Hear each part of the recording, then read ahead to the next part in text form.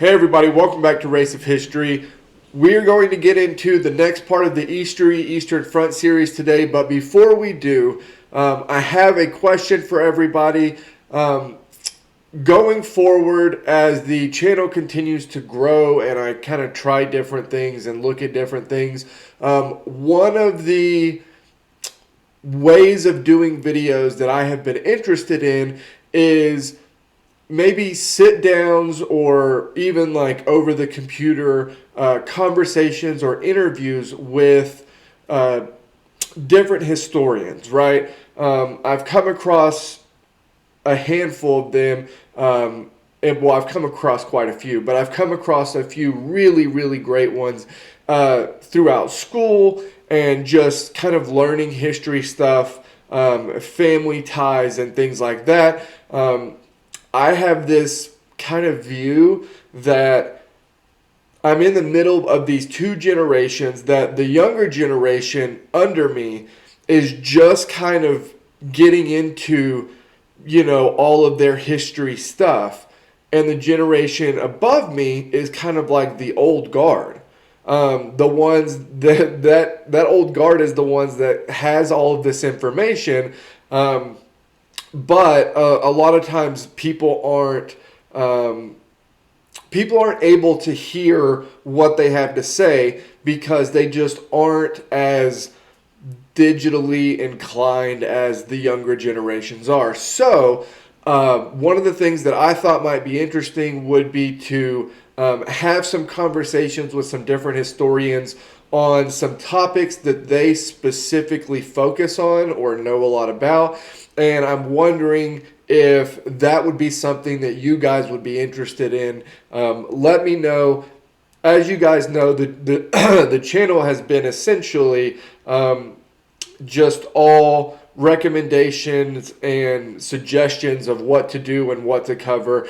And you guys have more or less been dictating the direction of the channel. So I want to know your guys' thoughts on that. If y'all would be interested in that, let me know. And with all that being said, let's get into the video. Eastory's Eastern Front, 1943-44. In the last months of 1942, the German forces were encircled at Stalingrad. At first, the Germans hoped to reverse the situation by relieving the pocket and maintaining it by air supply. However, as 1943 began, the Germans were forced to abandon their plans to relieve the city and were pushed back from its approaches. Despite that, they ordered their troops in Stalingrad to hold out as long as possible in order to tie up Soviet units and buy time. The advance of the Red Army created the possibility of the German troops in the Caucasus to be cut off. They ordered a full withdrawal from the region while their forces in the north kept the path of retreat open.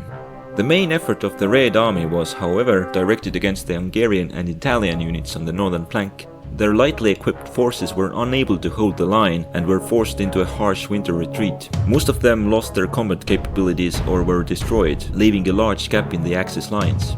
The German units in the north had also to retreat, but they were able to keep their battle worthiness intact.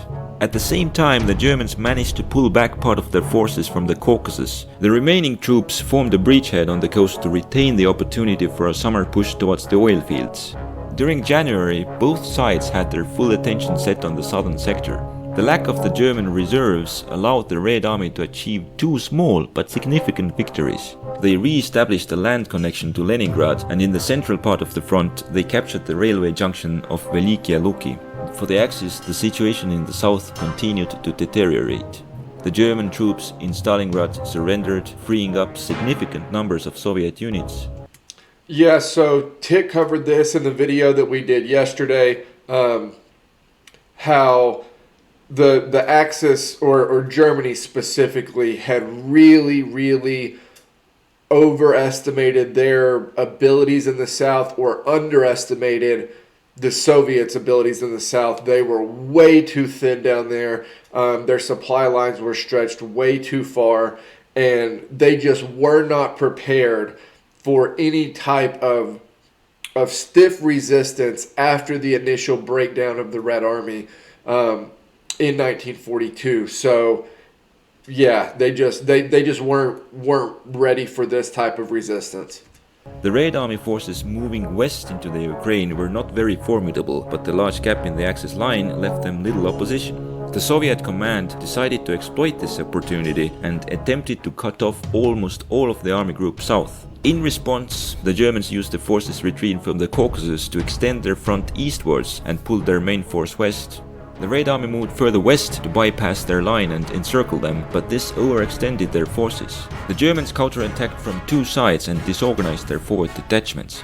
Having caught the Soviet southern flank off balance, the Germans now wanted to push in both from north and south at the same time, destroying the whole Soviet force. They began to muster their units for the northern attack. In the south, their troops continued onwards, retaking Kharkov. If the Germans had the resources at this point, this could have been really dangerous. This initial major counterattack pushback could have been very dangerous for the Soviets. The Germans were worn down. They didn't have the resources they needed to sustain any sort of longer term offensives. And so they end up kind of being let off the hook here. But that's kind of the story of the Eastern Front.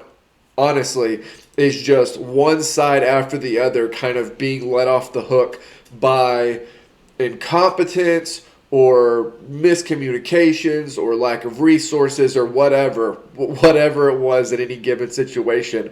It's just one side after the other being let off the hook for mistakes they have made. But in the north, they failed to concentrate a force sufficient for the attack, though they were able to stop the Red Army's advance. By this time, both the Soviets and the Germans had exhausted their forces and went on defensive. As the fighting in the south had drawn all German reinforcements, the Red Army prepared to launch a major offensive in the north and center. The Germans realized the danger and responded by abandoning their most vulnerable positions before the Soviets had finished deployment, and the attacks that took place failed to achieve their goals. Being confronted with a much stronger German line, the Red Army abandoned its offensive plans and the Eastern Front became quiet. With the end of the winter campaign, the Axis had lost the capabilities necessary to knock the Soviet Union out of the war by capturing the areas vital for its war effort. Now they planned to win through attrition by holding on to the occupied areas and inflicting vast casualties to the attacking Red Army. In this way, they could drain the areas remaining under the Soviet control, dry up resources, and create a stalemate. See, this is the idea that I thought would have been the best way to go about this, but you had to get the oil. Like, you didn't necessarily, I guess, have to get it from the Soviet Union.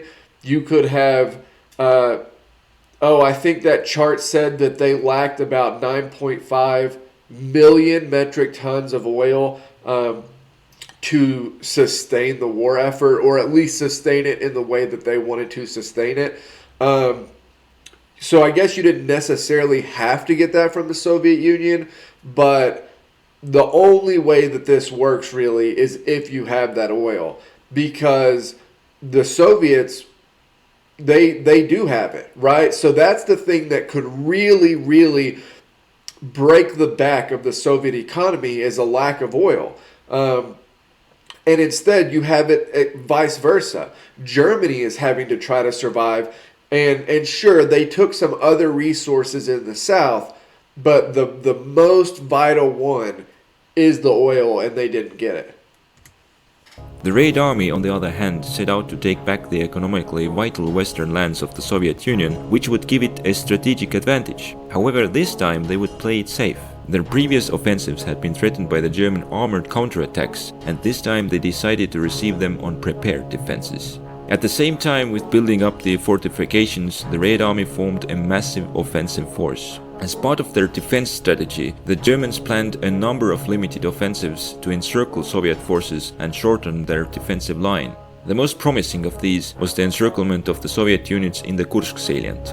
It took 3 months for the German build-up to match the gradually improved Soviet defenses, and in the beginning of July they launched their attack. The Germans made some headway, but were ultimately stopped dead in the depth of the Soviet defenses. Having for the time tied up the strongest German armored units, the Red Army now released its forces for the offensive. The attacks were to be carried out in consecutive stages along several sectors of the front. First, the Red Army struck into the rear of the German troops north of Kursk.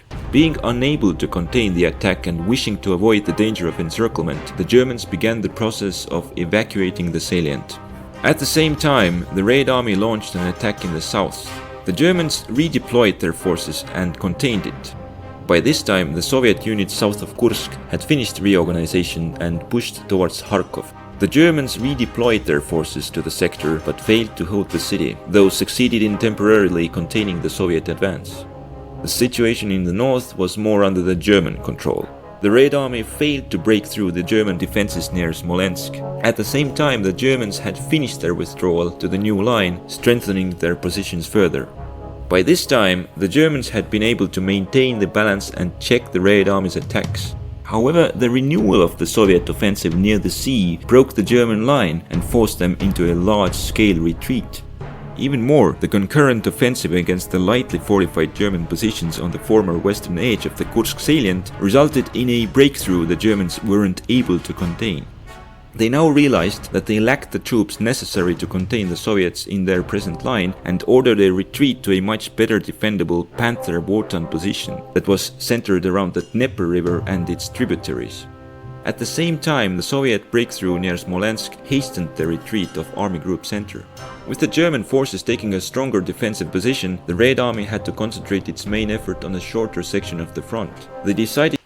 So at this point of the war, it's a slow bleed out for the German forces, right? I mean, they're just slowly being pushed back, slowly being moved in the opposite direction. They're slowly losing the war in the East, right? My question for you guys is, if they say the Germans somehow got oil right this second from wherever, from a mixture of the Middle East and being able to get some from overseas, which Britain had blockaded, could they turn it around at this point? Like, if everything had happened the same up to this point, if they had a massive influx of oil and were able to kind of get all of their mechanized and tank units up and going at full strength again, could they have turned the tide here? Or was there really nothing that could be done and they were just going to slowly bleed out until they lost? To make regaining western Ukraine the main priority. First, however, we'll take a look at the central part of the front, where the Red Army had outrun the Germans to the Dnieper and had established a breachhead on the junctions of the Army Group Center and South. They planned to trap the whole Army Group Center by combined strikes from the breachhead and from a breakthrough in the north, while the other forces would pin the Germans in place. In October, while part of the Red Army was still recovering from the pursuit, battles were fought in order to secure the breachhead. Meanwhile, the other forces began creating a breach in the northern part of the front. With their main focus being in the south, the Red Army had established several breachheads over the Dnieper in Ukraine. After they had got their heavy equipment over the river, they attempted local breakouts, first of which took place in the south. The Germans were able to contain it. Then the Soviets broke through the German land front, severing their connection with the Crimea. They proceeded with another breakout attempt near Kiev, but the Germans redeployed their troops and pushed it back towards the river.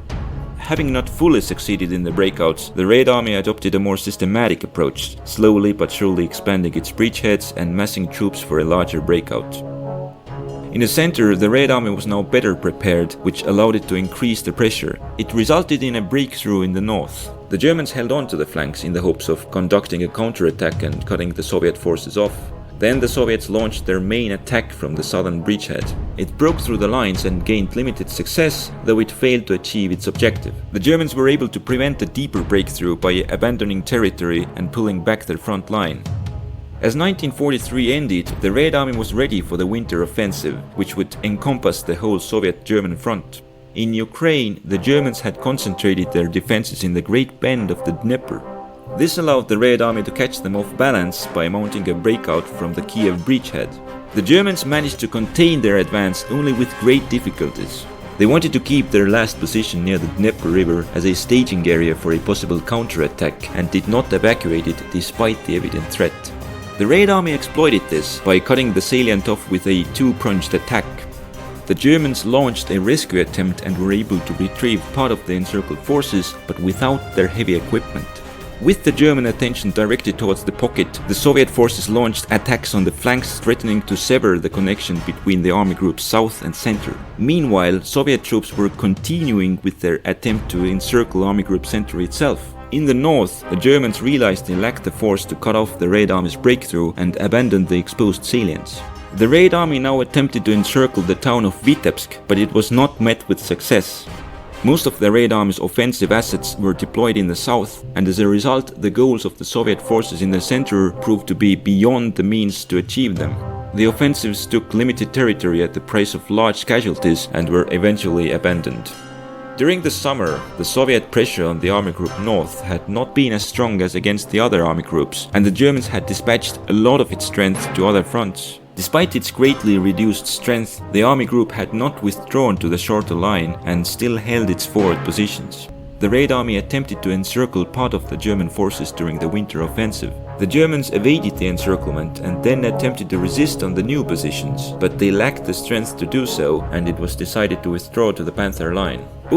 Man, how dangerous of a position for that whole northern part of the line. I mean, geez. They have so few men up there, and they are so spread thin along the northern front that they're so overextended, across the length of the northern part of the line, that it seems like the whole thing could have been encircled.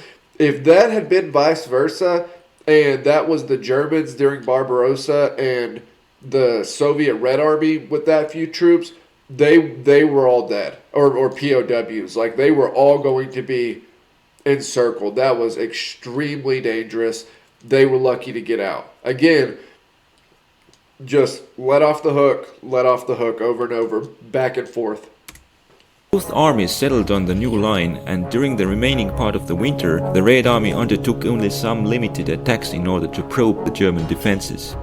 The Red Army was planning to achieve its main success in the south. During the preceding half year, the Soviet forces were slowly but steadily consolidating their positions on the west bank of the Dnieper, and by the beginning of March, this process was complete. The German Army Group South was by then pushed into the open plains and did not retreat behind any other natural obstacle, leaving it vulnerable. The Soviets wanted to pin the whole army group to the Carpathian Mountains or the Black Sea and destroy it. The Axis were unable to resist the Soviet tank armies, and the whole front fell back. Near the Black Sea, they began pulling back their forces, but in the west, the Red Army encircled several German corps. The Soviets made the mistake by expecting the Germans to retreat southwards, which allowed them to extract most of the trapped force back to their front lines. Then the Red Army captured the Crimea as the last operation of the winter campaign. The Soviet Union had taken back its most economically valuable lands and gained the resources it needed to defeat Germany completely.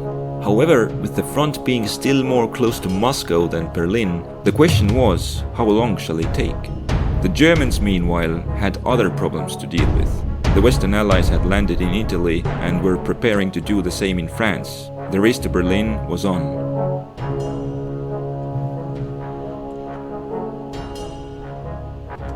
Okay, so that was Eastory's Eastern Front 1943-1944. Like, comment, subscribe, help me keep building the channel over here, and I will see you guys next time.